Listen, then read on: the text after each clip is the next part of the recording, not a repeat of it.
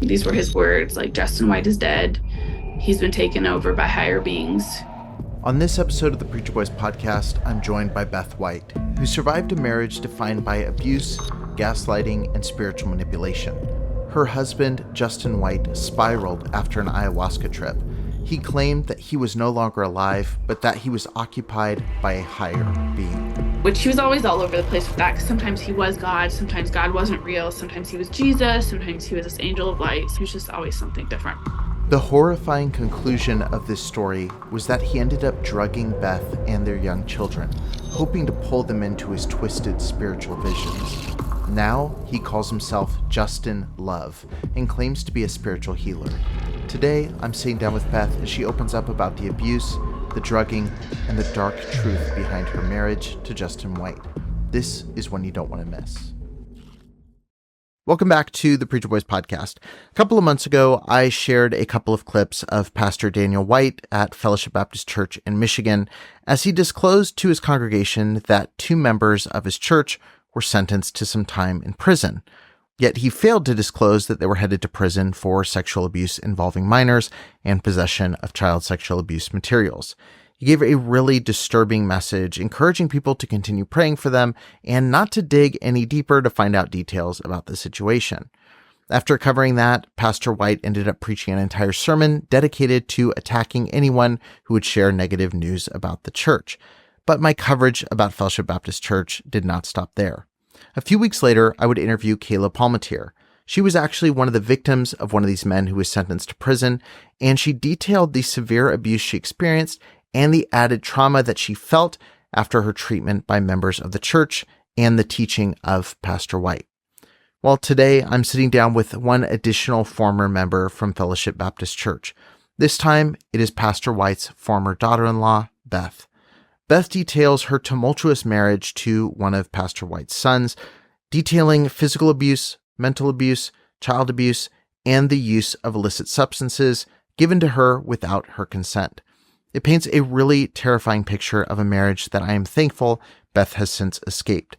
She shares her story bravely in this episode, and putting together this entire story was no small feat. It took literally hours of phone calls, dozens of messages, and a total of 3.5 to 4 hours of recording that has been condensed down into one cohesive episode. I'm really proud of how this episode came together, and I'm beyond proud of Beth for bravely sharing her story.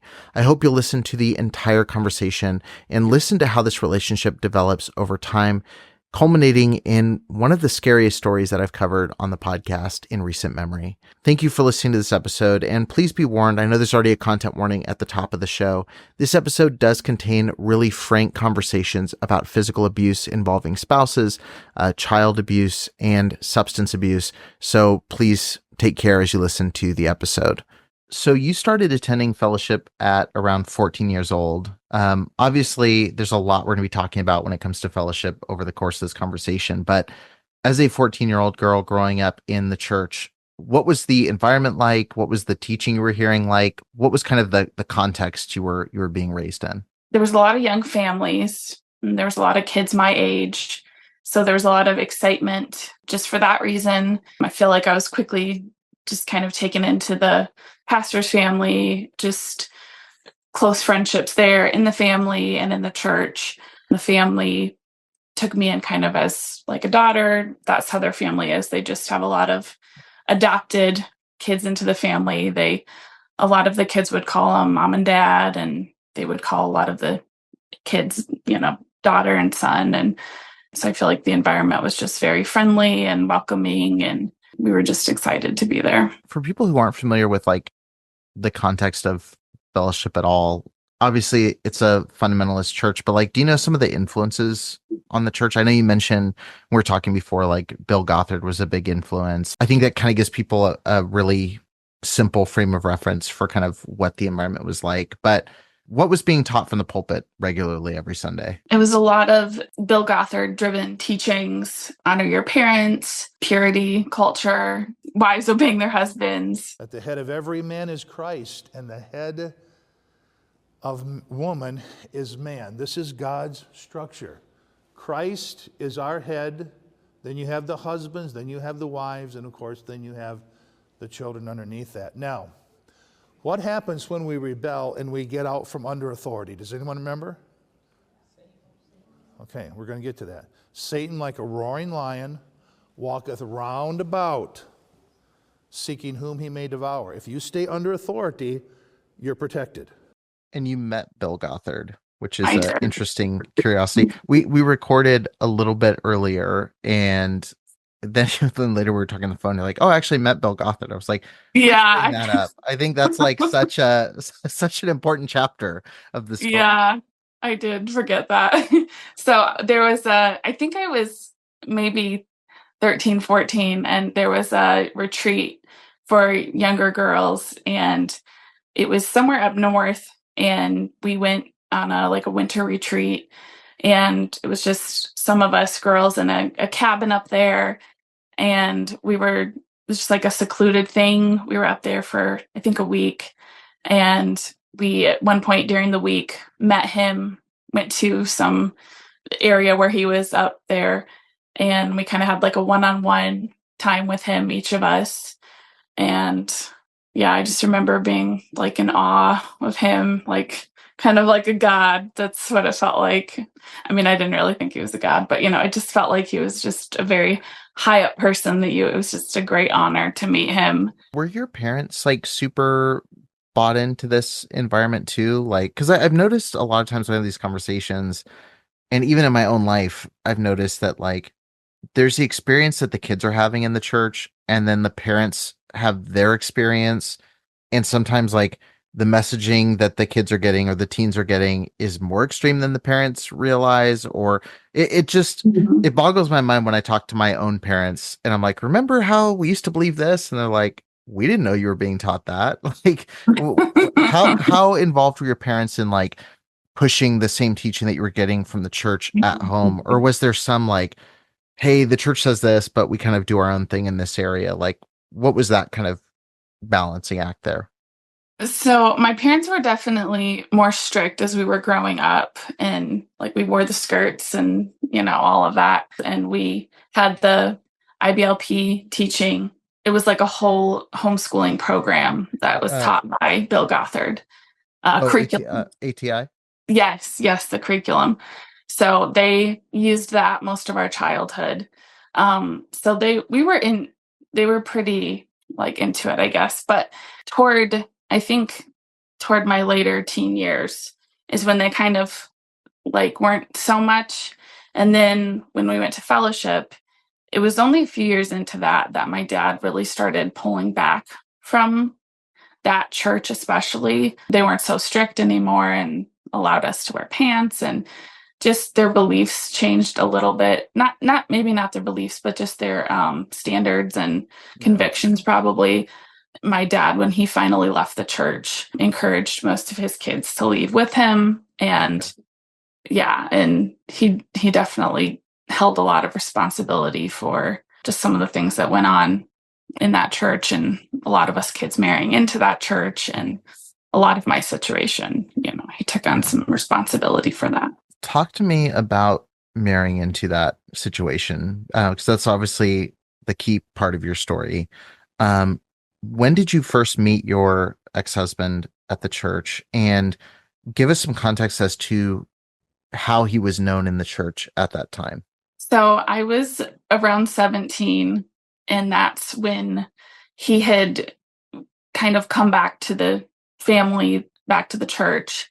He was kind of the rebel of the family, the black sheep per se, the prodigal son. He had come home semi recently to that. And when I met him, had kind of just given his life back to the Lord, and it was just this big, exciting time because the family had missed him so much. And so when he met me, I feel like I caught his attention pretty quickly. He just started coming around things that he normally wouldn't have come to, like events and new things. And he just started talking to me a lot, and other people started noticing, and they're like, he's coming around and he's talking to Beth. And so we would just go to these events and talk for hours and hours. And he just would, say things to me that were very like, what's the word I'm looking for? That I was this like tall drink of refreshing water to him, and that he'd never met anyone like me, and just kind of swept me off my feet. And so we started courting pretty quickly. And then within a year, I think about within a year of us talking and officially courting, we were married. You were 17 when you met. By the Mm-hmm. time you get married, you're 18. Mm-hmm. He's 24. He's already experienced life. He's coming back into this kind of church realm, rushing to get married. Like, everyone's kind of cheering this on at the church. Like, this is going to be so good for him. For you, you're going from this Bill Gothard-esque, very sheltered environment Yeah. to now I'm in the quote unquote real world, married, trying to figure this out. How ignorant do you feel like you were about real life and like how to operate outside of your childhood home? Pretty ignorant, pretty naive. I feel like any red flags that were there were not red flags to me. And I feel like the majority of people that loved him, that were in the church, were very excited for this and excited that he was getting a, good girl, and just encouraging it. And then there were some of the people that he knew growing up with that were maybe showed more concern and had come to me and said, we know him, we know this other side of him, and had voiced concern of, like, we don't think this is a good idea. When people would tell you that, or they'd say, hey, we're concerned about this, was it something where they would say it and you were like, I don't see any of that, maybe that was your experience, but it's not mine? Or was it something where you saw some of those red flags, even if you didn't know to identify them as such then, but you thought like, oh, I'll ignore that for now. Like, he could probably change. Like, I know he's going through a process. Like, how did you view the warnings and how did you weigh those into the relationship? I definitely didn't see it. I don't think I saw it at all. To me, it was just, I was in love. I was head over heels. In my mind, he'd come back to the Lord. He'd given his life to the Lord. So anything in the past didn't really matter. And no one knew him like I knew him, and we just had this special thing that was just like fire, and so to me, what anyone said didn't really matter. So when you initially got married, was there a honeymoon period, or was it something where things started kind of going wrong right away? Like, what was your experience in the early first couple weeks of getting married? Kind of our whole marriage almost was like an extended honeymoon period, because we had these extreme highs along with these extreme lows. So even quickly into the marriage, we had these extreme lows that were kind of these escalated fights that were just over almost nothing, and they didn't make sense. And then we would have such extreme highs that would kind of overshadow those extreme lows. And so even within like the first year or so, things were starting to get somewhat physical. I remember like in Bible college, in our the dorm housing that they had for the married couples, I remember him at that point shoving me up against walls and cornering me and holding me down. In moments like that would get very escalated, and big fights that I would be worried about other couples hearing us, their housing was connected to ours. And yeah. What did the highs look like? It was just extreme loving, and him just doting on me, and always after a big escalated fight where he would withhold intimacy or physical affection from me or whatever it may be, not sleeping with me, sleeping on the couch, just the escalated fights, just me being really confused by it. He would come right back with just showering me with affection and love and flowers and gifts. And then there would just be a period of us just being just extremely in love. And, and so I feel like it would be like a big period of, or maybe starting out a small moment of these extreme lows, and then a big period of these extreme highs. It sounds like then during your relationship that switched where it was like small periods of loving moments and then bigger periods of those first several years. The two of you were going to Bible college. Was anybody aware of these fights, or was it something that was just between the two of you for the first portion of your marriage? Yeah, nobody was aware. I didn't really talk to anybody about it. It was definitely some of that teaching of like honoring your husband that was ingrained of just like you don't talk to anybody about that type of thing. You just wouldn't share with anybody something like that. That definitely, I kept that to myself. Definitely nobody knew about it. So once he graduates and starts pastoring, was that a pretty quick process? Yeah. So he graduated in, I think it was 2012. And then by 2013, I think, because let's see, 2013, 14, 15. Yes. Yep. Because he pastored for 5 years. So yeah. Yeah. 2013, we started pastoring that church that was downtown Jackson. So when Justin took over as pastor of Berean Bible Baptist Church, was it a very typical like independent fundamental Baptist church when you both started working there? Like what was kind of the environment when you took it over? For the most part, the music was a little bit different. But other than that, it mostly was, yeah, it was a, Baptist church. So I know from our past conversations, like there was the church as it started, and then Justin kind of started really forging his own path when it came to how he was leading the church. Kind of paint a picture for us as we're listening to the story as to what a typical service was like and how it evolved over those years in a really kind of bizarre way. so when I started noticing changes, it was around 2017, and he it kind of started in the home where he just started watching, like, we were watching conspiracy theory videos. I know it sounds random, but that's what it started out as, just like kind of getting into those a lot.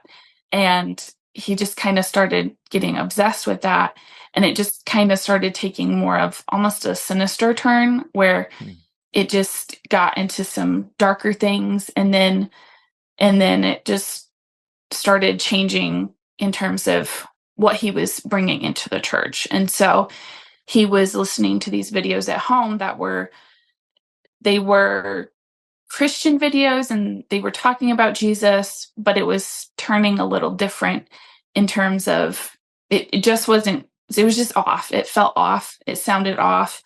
It wasn't quite lining up with our beliefs. And so he started bringing that into the church, and he would start playing like clips. It started out as like clips of videos, and he would just have everybody listen to like a clip of a video that he'd heard at home. And then it turned more into like almost the whole message would be like just a video of someone he had watched. Some of the other leaders of the church, they started like voicing some concern, like, this isn't lining up with our beliefs. What is this? And that was more toward like fall and, getting closer to Christmas of 2017. In what ways did it not line up? Like what was kind of the vibe of the videos he was playing? It was called Christ consciousness, a lot of that like new age type beliefs. And so it didn't say that outright, but that's what it was at the core of it. I don't know how to explain it that well unless you know fully what that is, but it kind of was a God complex of like, you are your own God type of thinking. Sometimes he would play videos that felt more like a meditation. So he'd ask everybody to close their eyes and just kind of go inner thinking, inner self. And it just felt like a meditation session almost. Use the word God complex, which I think is a word that could come up every other question in this conversation about Justin, because he always presented himself as being misunderstood and more enlightened than others, and on this spiritual journey toward, being as close to God as possible, or even a God himself in some of his examples that he shared throughout your relationship. But meanwhile, his home life, his private life did not reflect a higher morality or a more godly lifestyle. It's really interesting to me, and I know we can go into detail about some of the experiences you had, but in some of our past conversations, you mentioned that the reason Justin had initially said he left home One of those was because his parents were so strict and so overbearing. And yet, in your relationship, he constantly was holding you to the standard of his mom. And he was acting domineering and strict, like he said his father was. Talk to me a little bit about the environment within the home.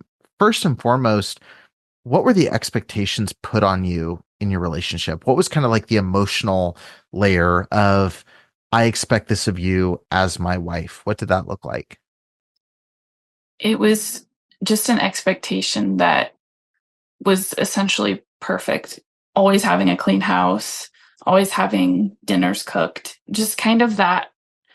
If anybody knows the book Created to Be His Helpmeet, it's like this perfect wife that just is the ministry wife that's just raising the kids, staying at home, doing all these just like 1950s wife things, just all these standards that they just weren't me, first of all. But then under all that weight and pressure and just constant criticism and then just the constant verbal abuse that just wore me down. And then just not being able to meet that standard, you lose motivation as well, And so it was, no matter how much I tried, I'd make these meals and, there was always something wrong with it. There was always something I didn't make with it, needed to be a 4-course meal. It didn't have a salad with it, or it didn't have rolls, or it didn't have a dessert with it, the things his mom had done while he was growing up, and how much I cleaned the house. It just wasn't deep cleaned. It wasn't, I just could never meet this high standard he had. I hadn't started a home business along with raising the kids, and, just could never do good enough. And so there's not only this emotional pressure, but there's also like severe physical consequences that are escalating over the course of the relationship. What did the physical violence look like? Because I know for people listening, the frame of reference could vary. Some from their personal experience, what they picture that being, some from just, hearing these stories and making assumptions. I don't want to really leave any of that up to speculation, because I think the reality is in many ways more horrific than I think what people might assume. What did the physical violence look like throughout your relationship, and how did that escalate to the point where it's nearly unbearable? It probably started more with when the fights would get escalated. He would shove me up against walls and hold me down, and then turned more into, as the kids got older, where, they would be witness to it. And define older at this point.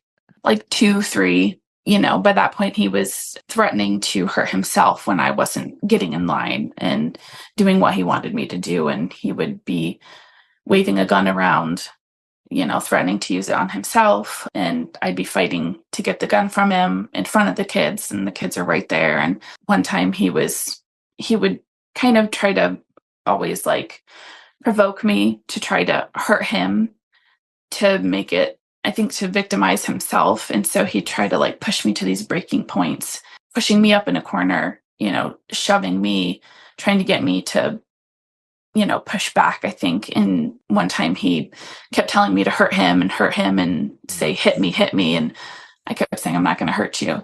And he took my fists and started hitting himself with my fists. And I just remember just curling up into a ball and literally just going limp and falling to the floor.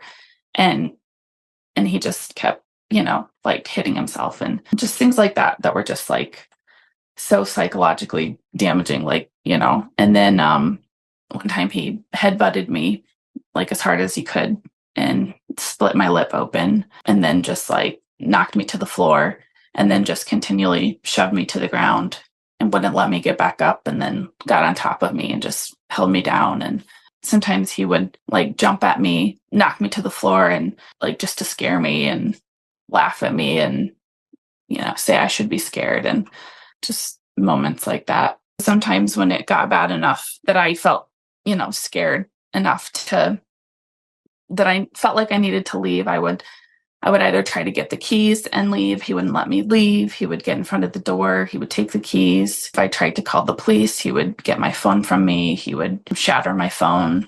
He did that with a few phones. Was this something where the two of you at any point made anybody aware of this happening, or anyone became aware because they would notice, you know, oh, something's not quite right. We heard something, we saw something. And like when someone did confront, if they ever did, like how did those interactions go typically? I finally did involve his parents, and I think it got bad enough a few years in where I started involving them and just going to them because I didn't know what else to do. And so we would do counseling with them. And sometimes after a big fight, we'd go talk to them.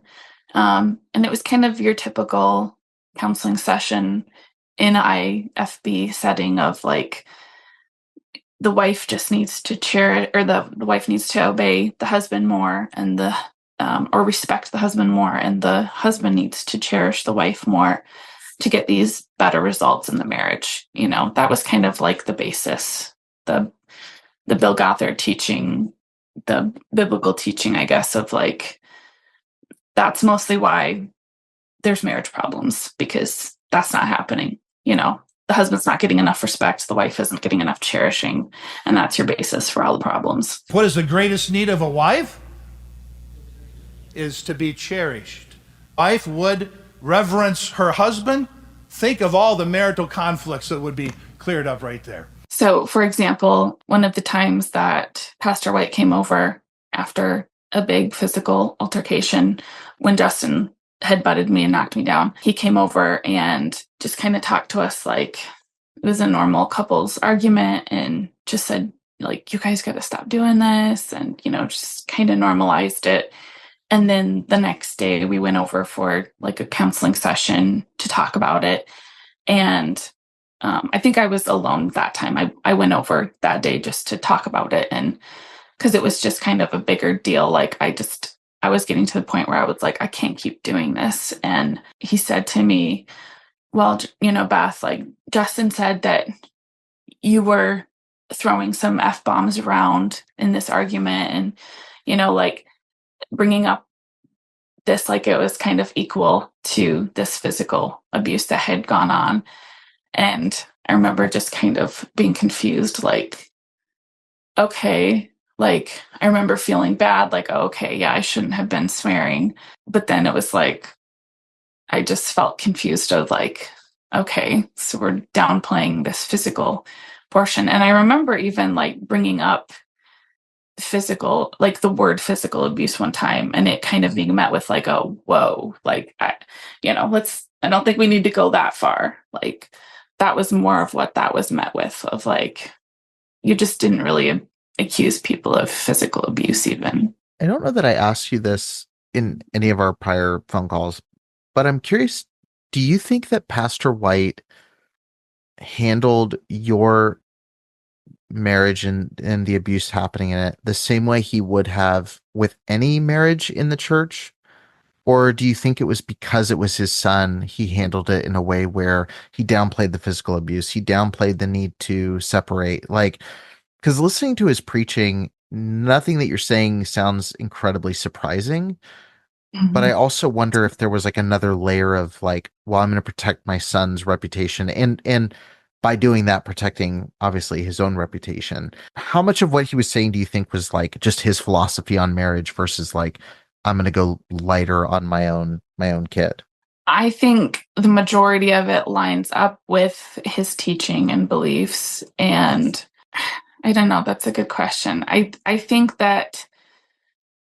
some of it probably had to do with the fact that it was his son and wanting to protect the family's reputation and our marriage, and that just it being in the family and wanting to protect the family from divorce or separation. And I remember like even the year before we separated that first time, when I mentioned a possible separation to Shelley in a conversation, that's when she told me about this vision that she had that our marriage was going to be saved. So I know there was definitely a big, probably push toward them just protecting our marriage overall. There's an undercurrent happening in the home during this period, especially in the later years, where there's like this level of like spiritual manipulation that's happening, and he's watching, consuming this content and perceiving himself to be all these types of ways. Talk to me a little bit about kind of his mentality at that time and the things he was claiming to be accessing, the type of spiritual evolution he claimed to be going on, and like how did that affect you and the kids during that period? Yeah, so by that point, he was claiming that he was his own God, basically, which kind of always changed depending on the day and time, because sometimes he was Jesus Christ, other times he was cursing Jesus, he was cursing God, sometimes he was God, sometimes he was the great I am. And so when these kind of manic episodes that he would have would come on, he would be screaming at the top of his lungs that he was I am, I am, I am. And then he would, just be screaming at us that we were darkness and he was angel of light and that he was sent here to save us and Hmm. we were just getting in the way of everything that was meant to be and that we were getting in the way of our family getting enlightened and going to this spiritual realm with him where we were all meant to be because he only came back from that spiritual realm to this world that's not reality to save us, and take us back to that spiritual realm with him. So it was just a constant like battle of us getting in the way of that and not allowing it to be. So really the way that he was viewing all of you, the kids, you were all kind of a hindrance to him achieving the next level of his kind of spiritual journey. Yeah. And I know you've mentioned in our past conversations, like screaming in the middle of the night, going down to his office and doing, ceremonies, like really isolating himself from the rest of the family, but also having these bursts of going while the kids are sleeping and, speaking over them, or, them having nightmares because of the things he's talking about, and him essentially what sounds like, you know, for kind of pseudo exorcisms and prayers over them. And even then, you sent a picture over, that I'll include in the video, where you put a sign outside of his door that says, "Only those beings of the highest order of light may be allowed to stand in my presence." Was that something by the end of the relationship where like he had a constant view of himself that like, oh, I am this godlike figure? Or was that something that Yes. again would happen randomly and then there'd be a couple days where it wasn't like that and then it was back to normal? No, that's pretty much where he was. That was his baseline of just who he was. He it was pretty much just that we were just humans that were basically darkness. That was our essence, and his essence was light and this higher being. If we in any way viewed him negatively and tried to question him on anything or point out that his behavior wasn't right, that was our negative perspective, which was incorrect because it wasn't reality, because our reality was different than his reality. And so you essentially couldn't question anything he did. So the point that we're talking about right now is around 2019. Things have escalated to a point where the year prior, the church had seen enough red flags to boot him out of that ministry. He's no longer pastoring. He's become very isolated to himself. The two of you are in a very, contentious relationship at this point. What was the reason for the initial separation between you and Justin? By that point, it had just escalated so much physically, emotionally, verbally that I was kind of just at my wit's end and couldn't keep going. I just didn't know. Yeah, I couldn't keep doing what we were doing. And that's when I finally went to my dad and told him what was going on and just briefly told him like a little bit of what was going on. And he just said, it's not safe for you guys to be there. And so we kind of came up with a plan. And within like a day, we were out of the house. So immediately after you separate, Pastor White kind of steps in and says, "You and the kids can come stay with us. We're going to help you work on things." And the separation in everyone's mind was with the goal of getting back together, like working on your issues respectively, Yeah. reconnecting. Talk to me about Justin's plan for that and like what were the steps he was taking to quote unquote work on himself during that time. So I had kind of a list that I gave him. I made a list for myself and for him and said, these are the things that, that need to happen in order for us to come back together as a family, the things that can't continue on. And he took that list and said, I'm going to work on these things. I'm going to go to Florida and meet up with this old mentor pastor that I have. And you should be encouraged. And I'm going to, get our family back together. And then it turns out that wasn't really his plan and that he didn't see that pastor. So Justin kind of purports to be going to visit this old youth pastor in Florida and work through a list of things that you had requested he examine about how he's showing up as a parent and as a father. And on paper, that sounds like a great plan. But obviously, we both know he didn't do that. Instead, he went to a church in Florida called Soul Quest Ayahuasca Church of Mother Earth, which doesn't sound like a traditional independent fundamental Baptist church where his former youth pastor would be. How quickly did you find out that he had lied about where he was going? And talk to me a little bit about that initial phone call you received from Justin that kind of tipped you off as to what was actually going on. I couldn't get a hold of him that whole week that he was gone. I kept trying to call him and text him, and he wasn't answering any of my calls or texts. And I was kind of starting to worry at that point. And maybe midweek, he finally called me and was crying and seemed panicked. And he kept saying that he thought he was going to die. And I was kind of freaking out, like, what is going on? Did he And say he why said, he thought he was going to die? I think he just said that he was cleansing himself and purifying himself and kind of going through this process, but he didn't say, like, he didn't give specifics of what that meant. But he said he was in the woods. He just kind of said he was going through this process of cleansing and purifying himself. And when I tried to get details out of him, he just was vague about it. And he just said, no, it's okay. I'm okay. It's all good. It's a good thing. And he said, I'm going to be okay. But he just said, he kept saying that like he thought he was going to die for a minute or something. Once he got home from that trip, he told me that Justin White was dead. Higher beings had taken him over, that he wasn't my husband anymore. I wasn't his wife. And that kind of his whole perspective of life and reality had shifted. So obviously it's a pretty jarring thing, even at this point in the relationship, to hear your husband say, I'm dead. I'm no longer me. I don't have my responsibility to you or to the kids. How did that make you feel? And what were you still hoping for in the relationship? Was there still a piece of you that was hoping, like, we can still work this out? I hope he sees the light. Like, what was going through your mind during that period? It was pretty devastating. I was still just hoping that he would come back. I was just still praying that would happen, kind of praying for a miracle. I was, just encouraged at the time to just stay, be faithful. By his parents? Mm-hmm. Yep. Just keep praying for a miracle. And that was my mindset. I was just going to, wait as long as I needed to, however long it took for a miracle, and just wait.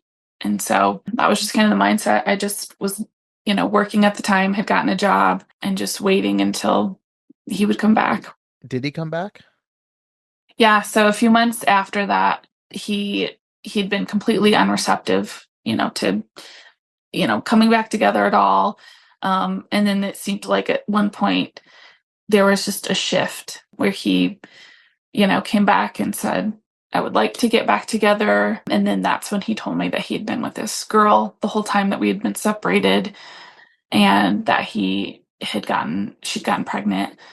And he said that he was pretty much fine with continuing on with her, starting a family with her, or if I was open to getting back together, that he was fine with that happening. And so it's kind of, he put it up to me. I just, at the time, that wasn't really a choice for me in my mind. I couldn't fathom like him going on with someone else. What was speaking to that decision for you at that time? That sheltered just situation that I was in.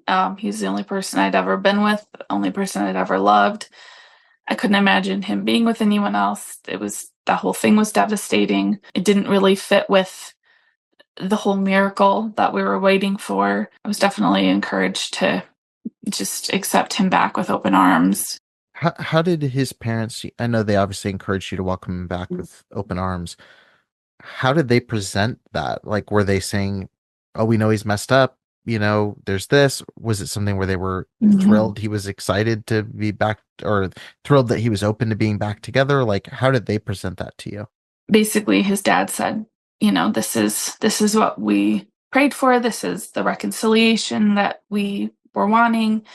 And I just remember thinking, this isn't reconciliation. Like, he's worse off now than he was before. He's still in that total mindset of, his own reality. It was just kind of like this mindset of, well, this is God's will. This has to be God's will. This is part of just the whole plan. And so I just went with it. So you get back together, and I think what's important for people to realize is, like, although Justin was kind of positionally back under the same roof as all of you, he drew very clear dividing lines between himself and you and the kids, as this essentially pseudo spiritual battle between him being light, the three of you being dark. And I mean, just tell me what that looked like functionally in the home. I know you shared a particularly chilling story, going down to his study one night, but, like, what are some examples of that kind of spiritual, self-imposed spiritual warfare between himself and the rest of you that he perceived to be these threats to him as a quote unquote higher being? So he basically was just an angel of light, and we were all beings of darkness and not in the same high functioning lightness as him. And so we were just not getting it like he was. And he was just always trying to convince us to get out of the way and step into the spiritual awakening that he was in. And so a few different things that happened at the time, for example, were like times where we would be going to church and he wouldn't want us to go to church. And so he would, send all these slew of threatening texts saying, if you don't come home, I'm going to come to the church and make a scene. I'm going to start doing black magic over you. He said, like being able to prophesy things, like prophesying my death, telling me that if I wasn't getting in line with everything, that my life was going to be, death and darkness. And he would predict my death the next day, like saying I was going to go get hit by a semi head on, or just different ways I was going to die if I didn't get in line with this thinking. He would do these ceremonies and different things down in his basement study. And one time I went down there and he was in a moment where he was doing like his astral projection is what he called it. And I started just trying to ask him to come upstairs and go to bed with me. And he would sit there with like just a really creepy smile on his face, and he wouldn't answer me. And I finally just said, I love you.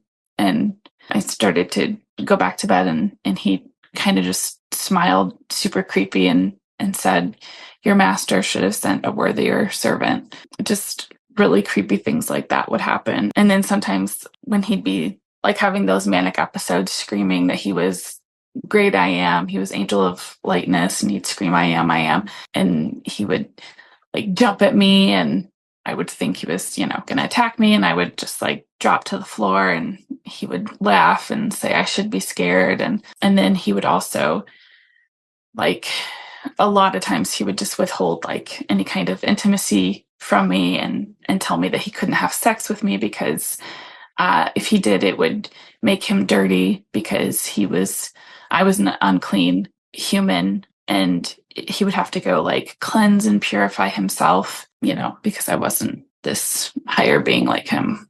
There's obviously this, expressed desire to put all of you on his spiritual level, to make you see the reality that he has built for himself at this point. And obviously there's no way of knowing whether it is a reality he built for himself or what he was actually perceiving to be the case at this point. But tell me a little bit about the situation where he drugged you and the kids, and what that experience was like. And, I want to be clear in this conversation, obviously, like, I know people have different perspectives on religion and new age beliefs and ayahuasca trips. And like, there's, Yeah. you know, but I think a key component to all of this is like having the consent and freedom to choose what you want to believe and what actions you want to pursue. And I think this part of the story, in addition to the physical abuse, the mental manipulation, all the spiritual abuse that we've mentioned, this crosses such a clear boundary, especially in relation to the kids. And I think this is a particularly important part of the story. So tell me about that experience and, what that looked like in the relationship. As you know, the conversation you've been listening to thus far has largely taken place from our second interview, where we went into more detail about some of the physical and mental abuse that Beth experienced. But I felt like our first interview, she really shared this next piece of her story really well in great detail. And so I'm going to take you back to our first conversation where she describes the terrifying moment where her husband drugged her and her children. He left this other woman and we moved into a house together, and it was about 3 months. It was at Thanksgiving. It was Black Friday, actually. He had gone to the store, and when he came back, he had like some gummies that looked like normal gummies that you would buy from the store. And they just looked like normal, like peach ring gummy type, whatever's. He wanted me to try one, and I didn't really want to. And he just kept saying like, oh, it's really good. You just need to like, just try a bite. I tried a bite, and he was like, eat the whole thing. And I was like, no, it's, I don't want a bite. All right. I don't want more than a bite. And so I just took a bite, and then the kids were there, a couple of the kids. And, obviously it's candy, so they wanted some. And so they're like, give us a bite. And so he kept letting them take bites of it. And then within like, I don't remember how long it was, but however long it takes for you to start feeling effects of that, I started feeling effects. Like couldn't move, was trying to move my body, couldn't move my body, like, obviously feeling effects, and was like super scared because I didn't know what was happening. Yeah. And so I told the kids to go get You'd their never dad. participated in smoking weed or anything with it. Like you hadn't consumed stuff like this before, so you're not familiar with. No, not, there was only one other time he had given me a bite of a brownie. He had tried to get me to eat the whole thing, and I woke up 2 days later. So didn't have a great experience with that either. Sure. So yeah, no, not really. So yeah, I asked them to go get him, and then he came upstairs and was like, what's the matter? And I was like, I can't move. I'm trying to move. I can't get up. And he kind of was like, well, like that was the gummy I gave you was, weed or whatever. And I just was kind of like so shocked, so upset, because like, not only did he give it to me, but he gave it to the kids too. That just kind of took me into like a spiral of, kind of a daze of effect, whatever. And I don't even remember like a ton of what happened during that whole 24 hours. He kind of just took care of the kids, but I remember the two boys right before I kind of started feeling the effects. Two of the kids started feeling effects too, which I didn't know at the time, but they started just like laughing uncontrollably. Like they couldn't stop laughing. And I was just like, what are you guys laughing at? I actually took a video of it because I just thought they were funny. Like they were laughing so much, and I just didn't think anything of it. And, they just couldn't stop laughing. How old were they at the time? 6. I think they were like 6 and 4. Oh, wow. 6 and 4 or 5. Yeah. I didn't realize even when we talked that they were that young. Like, Yeah. not good at any age, obviously, but I didn't realize they were like Yeah. kindergarten, first grade age. Yes. Yeah. I had to call into work where I was working. The people that I was working with were like, you have to call. Like, we have to call, you have to call CPS and report this. You did tell your job exactly what happened. Yes. And I At the Wow. time, like, I didn't even think of it as a thing, like, report it, because I just, like, you're in that sheltered, isolated, No. just not something in my brain ever, you know, like, I'm surprised you told your work. What did you think their response would just be like, oh, that's okay? so, well, Or they were my super close friends because it was like a okay, okay. daycare. So I was super close to them, and I was just like, I didn't know what to do. I didn't know what to do. So that's kind So of you kind of how called I as went like to them. a friend and as Yes. Like, gotcha. I just don't know what to do. And, that's just, I think that's when you're so isolated in these churches and ministries and this, IFB portion of that religion, like, you don't know how to act in the real world. You just don't understand how things work. Like, anyone else, I'm sure watching even, is like, what the heck are you thinking? And I Maybe not even because they're all from the same background, so they're probably like, hopefully yeah, that makes it's sense. Yeah, normal. yeah. Yeah, but even in talking to my ex-in-laws at that time, like, just about any of the things, like, I think even talking to them, I didn't bring up a lot of things in the years that we would go to counseling, because it was like these things that were abusive. I didn't even view them as abusive. I didn't even, like, I was never going to touch there. I was never going to say these things were abusive. Like, that's just something you don't go there. You don't try to say your spouse is abusive. You don't, like, accuse them of that. That's kind of crazy talk, honestly, almost, unless they're, like, beating the crap out of you daily. And that wasn't happening. Like, it wasn't to that level, And so I felt like I couldn't say anything. It just wasn't that far. And so even something like this, it was just like, I don't know what to do with this. I don't know what to do with it. So anyway, they told me, they were like, we have to call, you have to call, like, this has to be reported. So we did. So then second time we separated, they, took him out of the home, they took us out of the home, and we went back to his CPS. parents. Yes. Okay. Yeah. And then they were like, safety plan, the Whites again were like, stay with us. You're going to stay with us. And so every time it was just I remember my dad being very upset about that. Like, he was just upset that Dan continued to be like, I'm taking over. I'm like the step in husband / father role for this family. Right. And it was like nobody else had any say, pretty much. And so everything that I did was kind of guided through that. And so, there was a whole investigation and, interviews with detectives and CPS talked to the kids, and the kids' report was like, we couldn't stop laughing. It felt like we were moving in slow motion. Like, this was obvious. Like, these kids couldn't have made this up. And they went and got the kids from school before I even saw the kids. So it wasn't like I even had time. Yeah, exactly. And that's something that they pointed out. They were like, you didn't even have a chance to talk to them. Like, there was nothing that you could have fed to them. So they knew right away, like, what they were dealing with. And he continued to say that he didn't give it. He said it was a normal gummy, and it was, he hadn't given them anything. The detective told me at the end of it, because we went through like a whole couple months investigation and all of it, the only reason that he didn't end up in prison for a few years, because I think like the minimum sentence for that type of thing is 3 to 4 years, is because the kids never got tested. And again, something that I never at that time didn't think. I didn't think to take them in and get them tested. They should have told me that.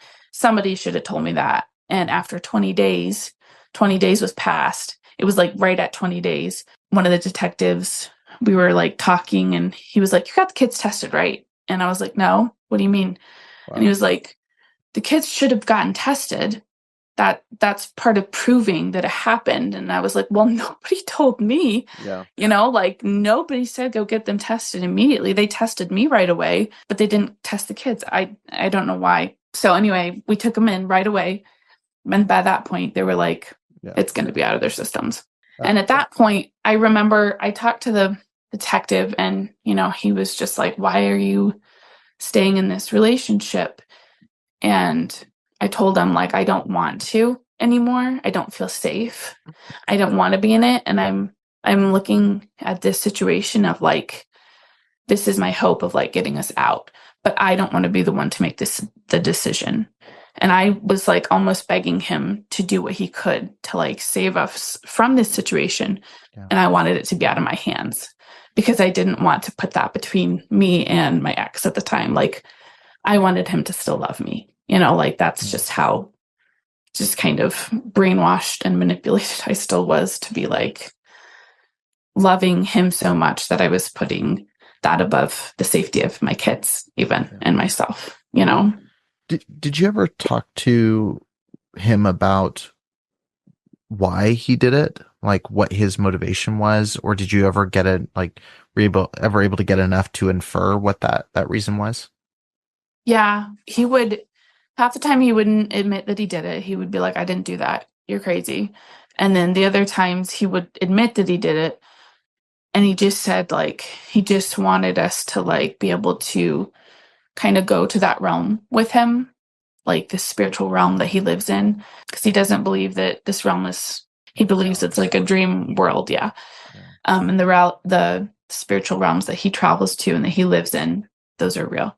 And he kind of wanted us to be able to just, like, experience that. And that was kind of his whole goal of why he was still with us, was he had come back to earth, is what he said, and wanted to save us, his family, and he wanted us to go back there with him. And that's why he was with us. You mentioned a few seconds ago about not wanting to be the one to pull that plug and to, but you're ultimately in a position where, like, obviously the detective can't make the decision. Nobody else can really. No. What prompted you to finally say, like, okay, I have to do this. Like, this is a bridge too far. This is done. That was the end of 2018.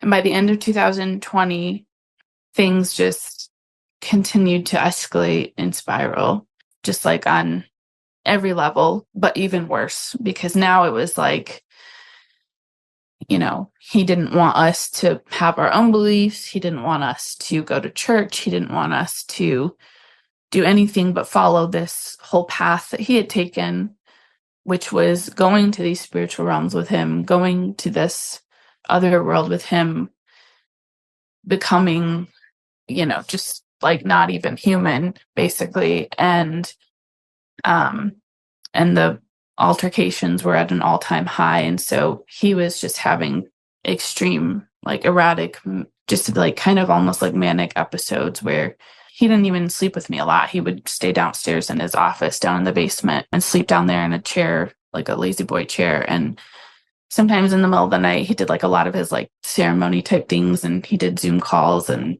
who knows what. I kind of just like didn't want to know.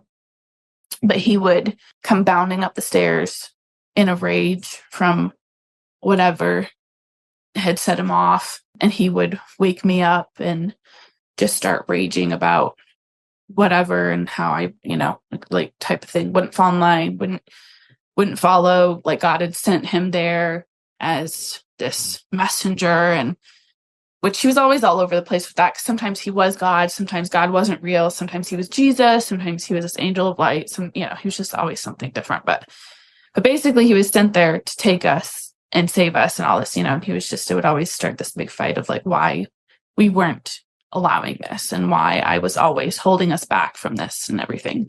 And so it would just start a whole thing. And he would like wake the kids up. Like it would be 2-3 in the morning a lot of times. And he would wake them up and get everybody involved, and kids would be screaming. And he was, threatening to call the cops and say that I, wasn't letting him have his kids, like that I was keeping them from things or taking them to things against his will. And, he would threaten to just, he knew the kids would get really, really upset every time he threatened to call the police. So it was always somewhat of a different scenario of why he was going to call the police, but he would say he was going to call the police. Just to get them worked up. Yeah. And then they would be like just terrified, screaming, just really upset. And sometimes, depending on how long it went on, sometimes it would be, an hour or more. And he wouldn't let anybody rest. He wouldn't let anybody go back to sleep. He wouldn't let us leave. If I tried to leave, he'd take the keys. If I tried to call somebody, he'd take my phone. He, throw my phone, shatter my phone. He did that to a couple phones. So it's just those scenarios over and over. And then ultimately why we left was he hurt our oldest son. And in one of these escalated situations. It was probably like 8 at this time then, if they were. Yeah, about that. In one of these altercations, when he was getting really worked up and upset, he would try to be grabbing them and keep them away from me, and they would be upset because they wanted to get to me. And he had gotten them all in their bedroom and shut the door. And in that, getting them in there, and he ended up throwing my son up against the wall super hard. And enough to like hurt his arm, where I thought we were going to have to go to the hospital for it. And that, I think that was when I knew, like, I'd been wanting to leave for so long already, but it was just this continuous, like, kind of manipulation of like, God will show you if you need to leave, but you're safe in the meantime. Like, it's God's will for you to be here. If it is, he'll keep you safe, and I just kept saying, because this vision that I thought God was going to answer this prayer. And it was like, things would escalate. And I was like, this might be the time, like, stay, because this might be it, and it was just a lot of hyped up, just kind of craziness in that. Yeah. Well, it's a very normal thing for someone in an abusive relationship to hold out with hope that the person will change. And then when you have this other layer on top of it where God is going to change them, and you've got this like supernatural hope that like, this is like God's going to step in. Yeah. That's going to hold you in a position that you're shouldn't be in for a long time. And it's something still being leveraged, in a lot of ways. Now that Beth has shared that portion of her story, I'm going to take us back to that second interview and resume where we left off. So now, obviously, Justin purports to be this kind of like religious guru, helping guide people along life's journey and find healing and transformation.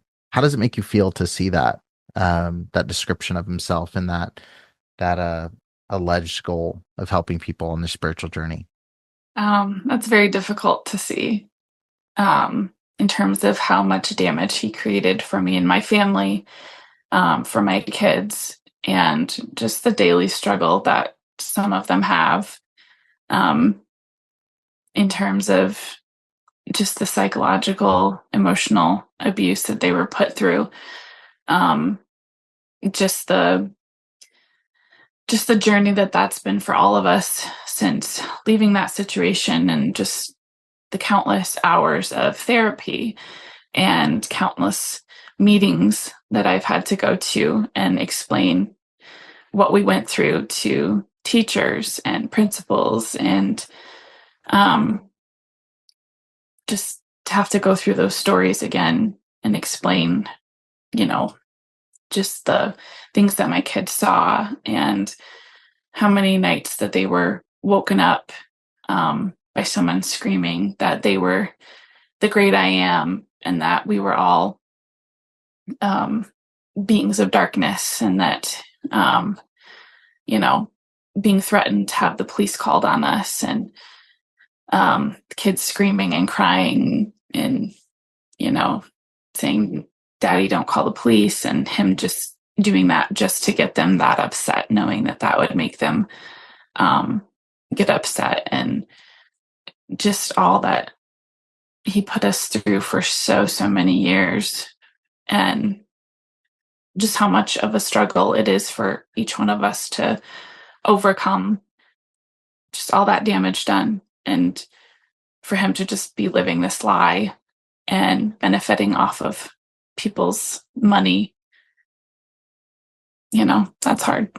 What would you say your biggest goal is for people hearing this? Because I think there's going to be a very wide audience to this particular episode. I mean, there's the people who normally listen to the show who either are currently experiencing or resonate with the experience of growing up in a very sheltered fundamentalist environment that culminated in some form of abuse.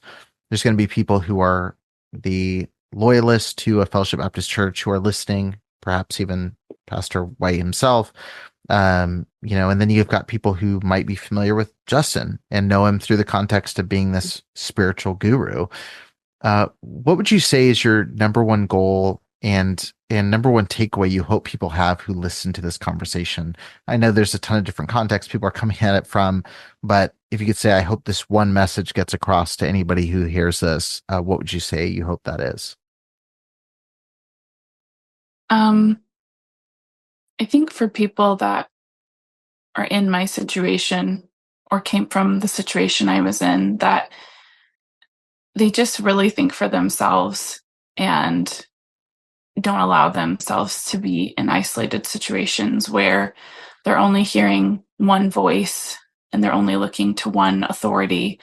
Because I think so many of these situations are people just listening to one authority, one voice, one religion. And I think it's important to make sure that you are listening when people point out red flags. And then also for anyone coming out of these situations, I think just to remember or realize how much hope there is, that there's always so much good that can come from bad situations, that there's always hope, that there's always a way forward. I just remember how dark it seemed coming out of that situation, and what I thought was the biggest losses in my life ended up being the biggest gains. Yeah, there's just so much hope. Yeah, I really hope people take that answer to heart. And I appreciate you sharing your story, because I think what it exemplifies is that so many people grow up in such sheltered, isolated environments where they don't have the ability or the knowledge to know how to escape environments like this. And I think so many, like in your story and hundreds now at this point that I've covered, I think people choose the devil they know. It's like, this environment is so bad, but I'm also being told from the pulpit, this is as good as it gets. So like, if this is the best version of life and it's this bad, what does the outside world look like? And I think there's a lot of fear to make that escape. And look, by no means am I saying that, oh, everything outside of the IFB church is perfect, because clearly Yeah. Justin's an example that you can be a really bad actor in that world. You can even go into the new age, peace loving, spiritual world and still be manipulative and abusive. But the Yeah. reality is, like, for anybody listening, wherever you find yourself, if you see those red flags, you have the permission to leave, and there is better things outside. It may Yeah. take some time to find them, but they are there. And Yeah. I really appreciate you sharing your journey. I know it is still so fresh. I know you're still on that journey yourself, but I appreciate you sharing everything so far, and for kind of expressing your experience. It's gonna be really helpful, I think, to people in all kinds of stages of life. Yeah. Thank you for giving me the opportunity. I've wanted to share my story for a long time, just haven't known how or where, and wanted the timing to be right. So I really appreciate the opportunity and enjoyed getting to know you and